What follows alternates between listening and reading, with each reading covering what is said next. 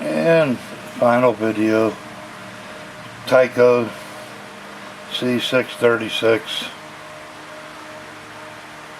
another eBay find.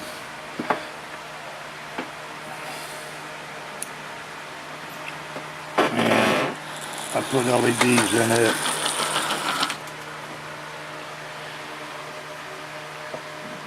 Sprayed it with Alco because I didn't like the shine.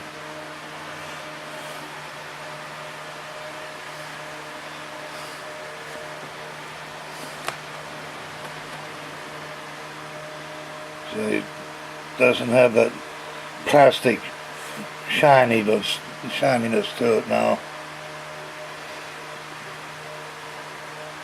Some testers dull coat. Took care of that. Painted the railings.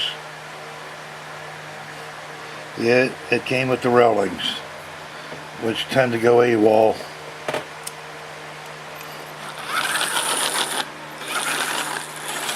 And it's got front and rear headlights, LEDs. Just out for like twisting around to show you the LED in the back, but it's got front and rear. I've been doing that to all my engines, putting front and rear LEDs in them, taking out the light bulbs. I like LEDs.